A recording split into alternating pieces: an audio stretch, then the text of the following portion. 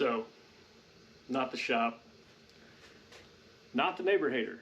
Nope, that's the Rickety Rocket, my 1989 Ford Mustang Turbo LS car. So usually, you know, you guys have been checking out the Spare Change Stang, the Neighbor Hater RV, what else we got going on? But this time, I'm getting prepped for Sick Week.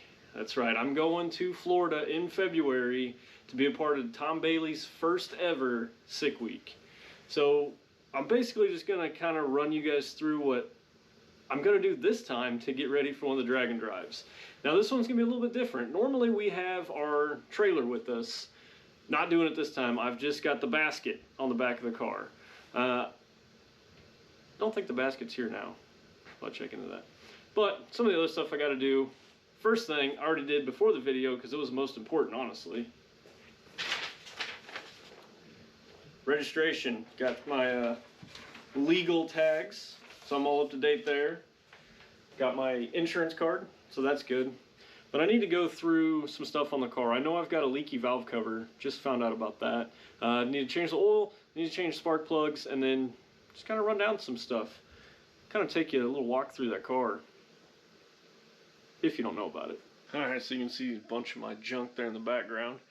But the Rickety Rocket. Now, I did say it's an 89, and guys, the car is a 1989, but in the ever-evolving fashion of doing Dragon Drives and just racing a car in general, I put an 86 LX front end on it, mainly just for the opening here. And, well, you guys know that anyway. And right down here. Just doing that simple front end swap, we lost a good 10-15 degrees just cruising down the road. It was actually crazy how much better it was just switching to that front end. Super nice. And I'm a huge 4-ride guy. I had an 86 GT hatch way back in the day. Me and the dude built that car. Well, we changed parts on we didn't really build much. We broke a lot of stuff. That car was fun. So 4-ride cars have always had a huge spot in my heart. But if you've never seen this thing, it is super spectacular. Standard run-of-the-mill 5.3 that I bought off a guy's garage floor and right outside Tulsa after race week 2020 when I blew it up. Still the same one. It's gonna carry us around down there in Florida here in February. Little VS Racing 7783 turbo. Got that from Viren. Geez, that was back in 2016. But yeah, nothing exciting. Very basic. Don't have to get too crazy to have fun. And then, you know, step into my office here.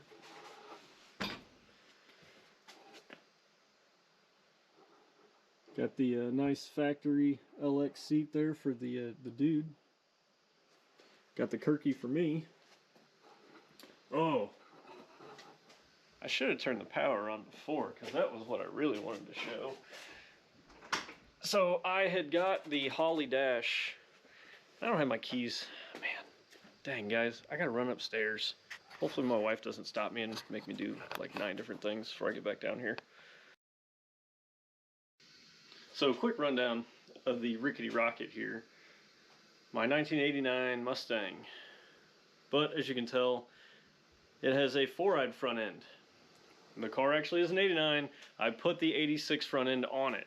And the reason I did that was for the airflow. Now, if you've ever been around one of these front ends, you know it's got a pretty good size opening.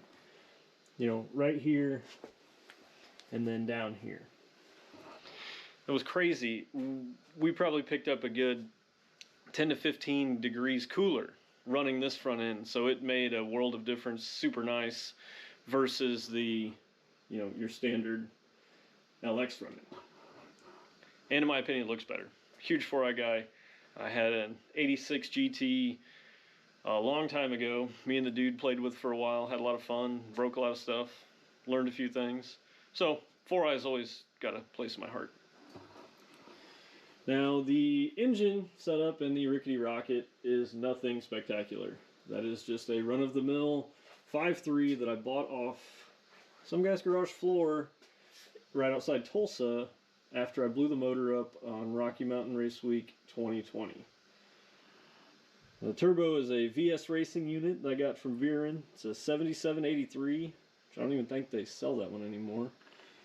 Got some Deca 80s under there, Turbo 400, and just some random off-the-shelf converter I found that works pretty well. Not bad. It was only like 230 bucks back in 2015. Now, if you want to step up into my office, you know, got typical gauges. Got the Holly dash. You gotta have a 5-inch tack with a light if you're in a Fox Body Mustang. It's mandatory. If you don't, you need to get one.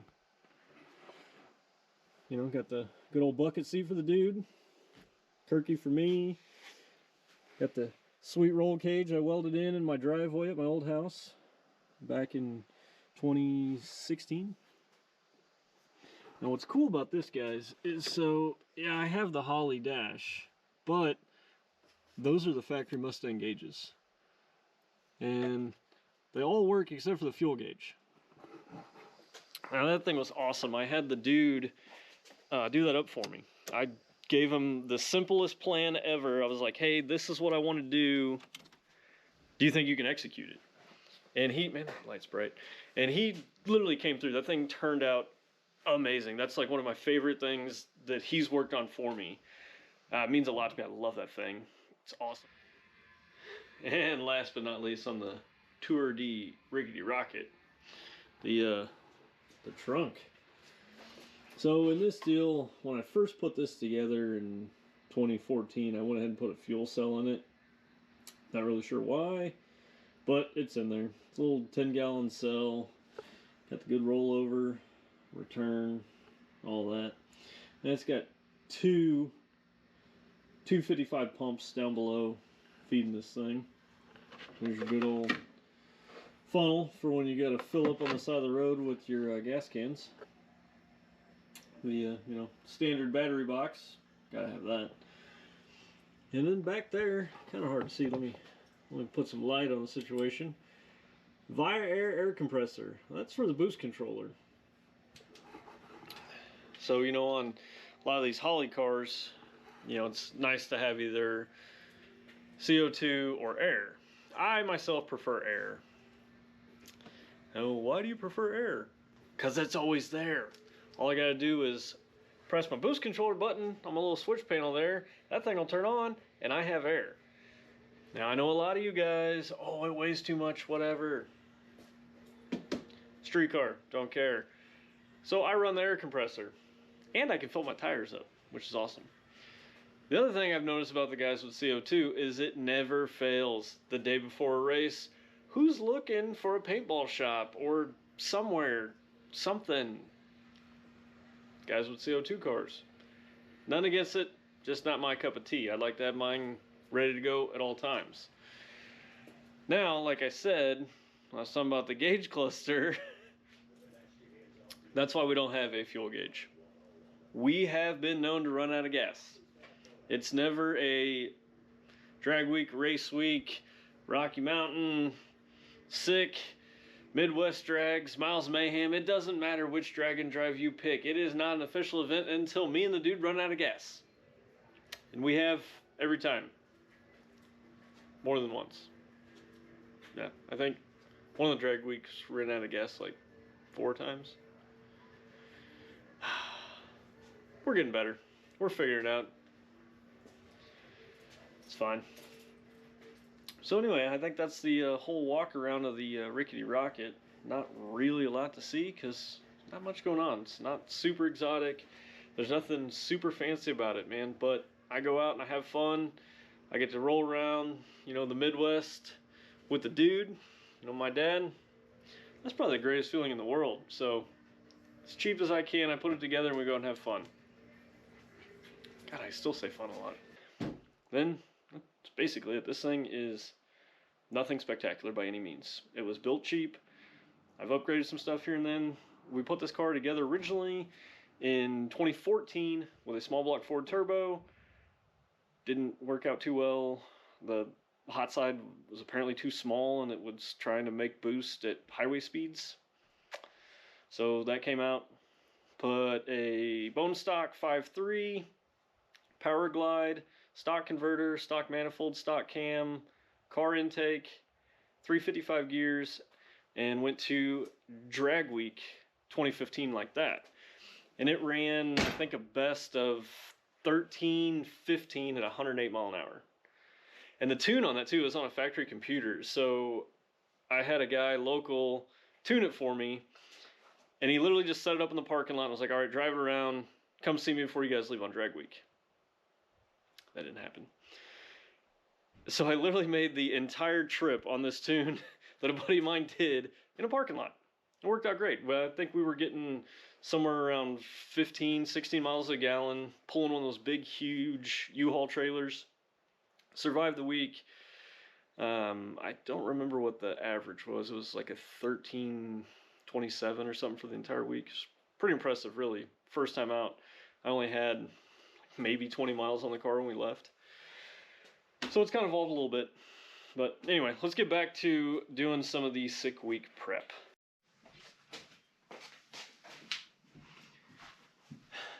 And of course, never fails. Whenever you go to change oil, your bucket's full because you were too lazy to put it back in the old jug before. So, first part of prep, getting rid of the oil and pray I don't make a huge mess. We already made a mess. Yep, you know the deal. Getting ready to change oil, bucket's full, get rid of that. Get ready to start, kind of clean up some of the stuff down there. Had a brake clean. So I had to stop, run up to the O'Reilly's, get the good old case of brake clean, some shop towels. I was going through some of my race week stuff. Now this is some of the stuff we take with us. I pulled this aside. I need to go through it again. No brake clean there either. But I can kind of show you some of the stuff we take. Your wife's lawn mowing shoes apparently come with us. Tape measure. You never know what you gotta measure. Oh, got the good. Super cool. Love this stuff. Pretty good. The track does tend to freak out though if they see that. You gotta show them the empty bottle. So if you run this, keep the empty bottle in the car. Got some WD. Can't go anywhere without that. That's left over from the motor swap in Tulsa. Liquid wrench for the stuff that's not moving when it needs to move. Some brake clean, some extra oil, filter. Of course you gotta have your impact. Can't go anywhere without your impact. Some drill bits. Oh, gotta have a fan for sure. Spare belt. Ooh, highly recommend spare belt, guys. That's always good. I got a spare water pump. Oh, looks like some new plugs. The box is all stuck in there. Never have enough spare plugs. I've actually, believe it or not, I had a set of spare plugs one time on a drag and drive, and a guy paid me like almost $4 a plug, which is insane to me because these things that I run in here, the cheapy guys, nuts. But saved him, and he was willing. I didn't throw out the offer. He was just what he paid me. It's kind of crazy. Now I got a spare set of coils back down there. Oh, good one. Rope, man. Always have some form of rope in case you got to tie something up, get it out of the way, whatever. So there's some spare coils in there. Ooh, spare 255 fuel pump. Always good to have. Ooh, spare injectors. You never know. Might help somebody. Might help you.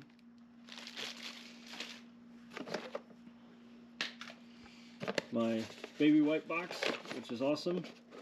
Holds all my lug nuts. Oh, and actually, if you guys are still on a rear, like standard coil spring, like not a coil over, you can actually set these in there, clip these up, take up some of that weight on them trailers. This was huge for us. Back in 2019, we did these and saved our bacon, if you know what I mean. More spark plugs. Well, that's a good one right there. That's something nice to have, even though the box is all messed up. Spare U-joint. You never know when one of those is going to go. Sure you got a spare. That's kind of the short list. We're not going to take a lot this year since we don't have the trailer. We just got the basket. So that's kind of a rundown, and I know it's haphazardly thrown together, but like everything I do, it usually is. But I'm going to go back through this after I finish that and figure out what I'm going to take, what I'm not going to take. Yeah. So I get asked a lot, what oil do you run in your car, Red Hat Scotty? Well, guys, magic right here. Get that, good old O'Reilly's 1030, 6 quarts. And believe it or not, I actually splurged. Got the MicroGuard Select this time. It's actually because they didn't have the Wix. Apparently Wix oil filters are hard to find right now. Searched around a whole bunch for either the 57060 or whatever. Tried to get one of the 51522 Wixes. Couldn't get it. But you know what? They had the MicroGuard. So that's what's going on there. Be fine. Got the wool out of there. Believe it or not, it actually looks good. Which is surprising because, like I said, I know nothing about this motor. Miles, nothing, whatever. But look good. I get old O'Reilly's oil held up real nice. When I say I know nothing about this motor, literally, I bought this off some guy's garage floor in Tulsa, Oklahoma at like midnight. Now that guy was Dustin Sullivan. Super awesome dude. I met him at the track there in Tulsa that night that I blew it up. When that happened, me and the dude had a conversation about what we were going to do, whether we were going to give up or keep going. And I looked at him and I said, you know what, man, we're on vacation. Let's put a motor in it. He said, all right. He goes, you find one, we'll do it. Ran up to the tower, talked to Mr. Adam Dory, nice announcer. He made the lane call that Red Hat Scotty needs a motor. Well, sure enough, Dustin came through, got us a motor. We followed him, I don't even know how far from the track. It seemed like forever, probably wasn't. But he took us out to his place, and he's got stuff for days, guys. That guy's awesome. You're around Tulsa, awesome dude to know. I appreciate him so much. But when we get out there, he's literally just like pointing out a couple motors. Like, oh, I got this one, I got this one, I got this one. Well, of course, I picked the one closest to the door, so it'd be the easiest to load into Noah's truck. We get this motor, and the tranny was still on it, the intake was on, all this stuff that I didn't need. I just need the short block, because essentially that's what I heard. So as we're tearing this apart, his wife comes out and makes us ham sandwiches at 1 o'clock in the morning or whatever it was.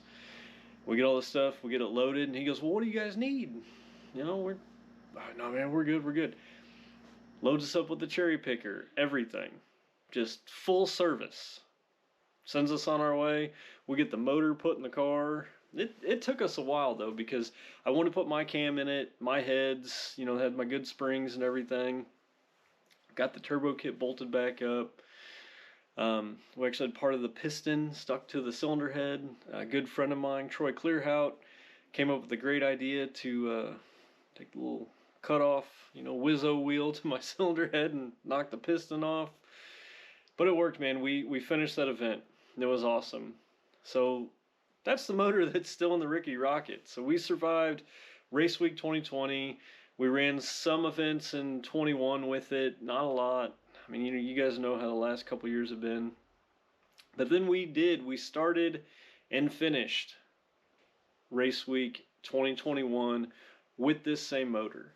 And now that's a pretty big deal for me because I've been trying to get the 10-second average since about 2017. All I wanted to do all that week was run a 10 anything at every track. And I finally did it. And it felt amazing. It was probably one of the coolest things I've ever done the last time I ran that 10-second pass. And I had some pretty decent times this year. I did a 10:19 at 1:31. And for knowing nothing about this motor, it was awesome. And that was a wild pass, man. If you guys ever ran that track, Mad, out there in Gouda Springs, Kansas, The shutdown out there is a lot of fun. But I still went a low 140 something short time. 10:19, 131. It's the fastest I've ever been 60 foot and ET. I've been 138 mile an hour, but that was on the old 6-liter. So it's pretty cool. Hopefully we can do something similar to that on Sick Week coming up. I'd like to run a string of 10s. I'd like to push it into the 9s, but that might be on the last day. We'll see. So if you guys don't actually work part-time at O'Reilly's, I only work 1 day a week, Sundays. Kind of a weird deal I got into about 6 years ago. But yeah, I've had tons of oil filters in and out of my hands, whether putting them on my own car or selling them. I've actually never seen this. This thing's actually sealed. Might be my new oil filter of choice just for that.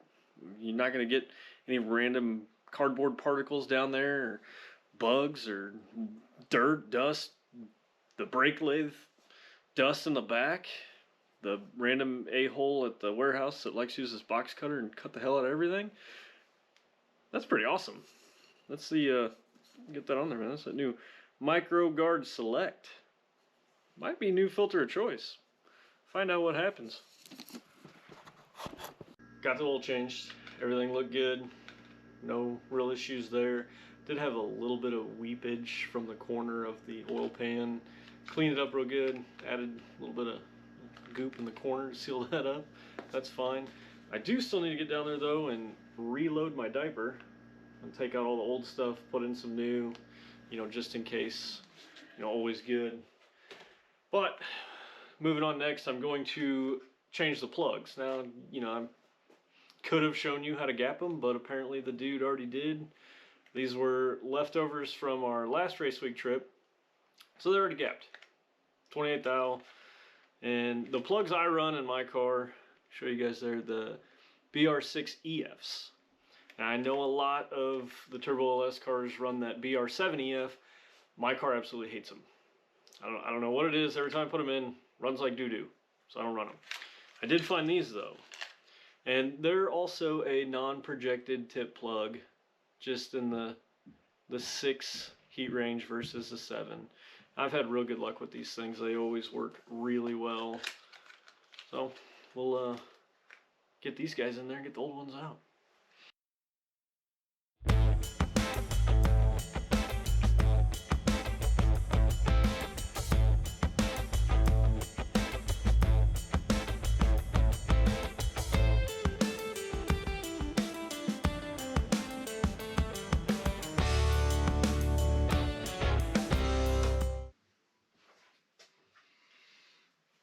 Well, that never fails. You go to do a spark plug change and you break the terminal off on the end of the wire.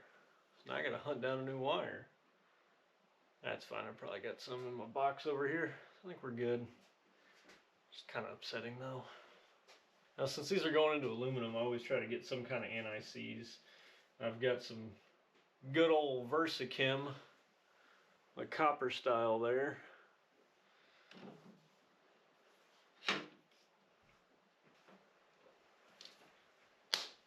And voila, that's side one of the spark plug swap. All the rest of the wires felt good, looked good. I don't know why that one came apart. Have to get a hold of my local O'Reilly's and see if I can lifetime warranty that guy and get another one. On to the next side. We'll get the downpipe out of the way, and then we get those out.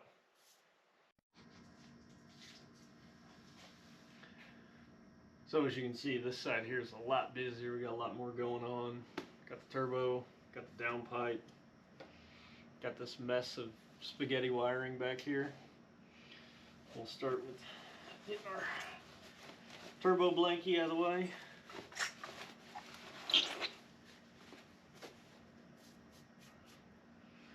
And we got to undo our oxygen sensors here.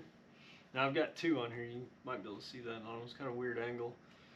I've got one for the Holly, and the one I still run a AEM gauge on my pillar, so I can check my air fuels going down the track a lot easier.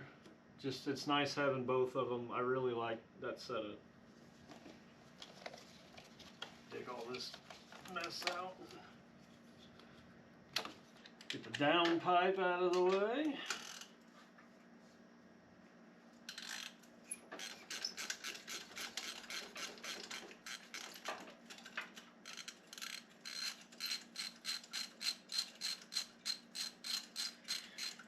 Now on this car, the backside of the turbo is a 4-inch, but it steps down to 3.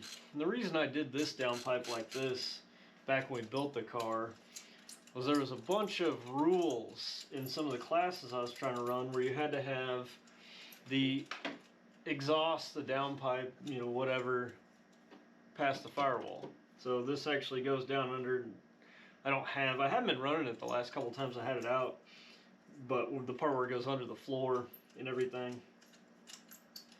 And so this guy, I bet this thing's stuck on here. It's been a while since we had this apart.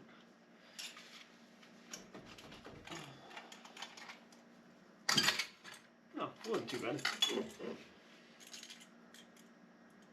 Sure, get our nut back on there so don't lose that.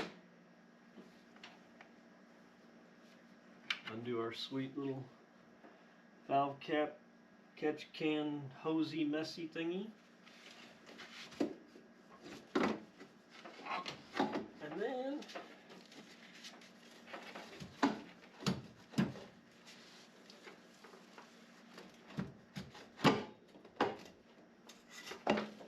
downpipe comes out. Now hopefully you guys can kind of see what I got going on here on this thing. Sweet little arm protector. Found this at Northern Tool. Put that on there. Kind of helps keep the plugs from not getting destroyed and melted and everything else.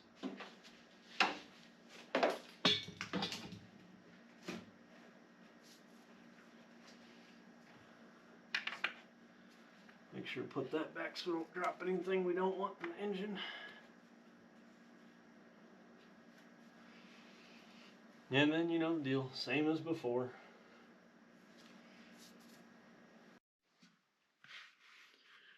Well, that's it as far as the plug swap goes. On this side though, I'm definitely gonna inspect this valve cover gasket. I think I got a leak or something. Try to get you guys in there to see what I'm talking about. Kind of hard. A lot of stuff going on. I got a bunch of oil and stuff down here. I think we'll pop that valve cover off and take a gander at it and see what's actually going on. Just noticed that wasn't like that long ago. So maybe we had a valve cover gasket spit out or something, but we'll get her apart. Check it out. Get our handy little 10mm here and get these coil packs out of the way.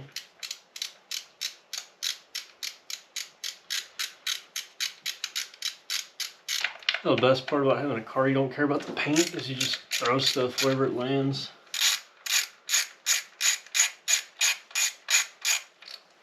I don't think a paint job's ever won a race. I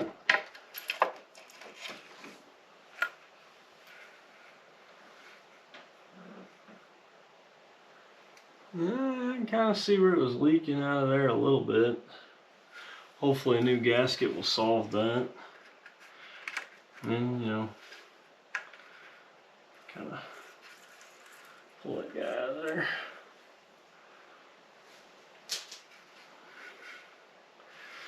Grab a new gasket and set her back. Check the surface on this cylinder head while we're here too. Looks like there's a little bit of junk that may have been our problem. Looks like everything else though looks pretty good.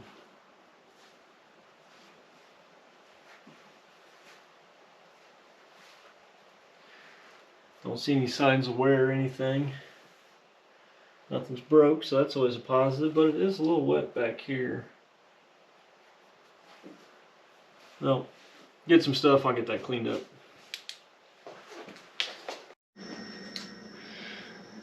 So, plug's done, oil's changed, check some stuff underneath.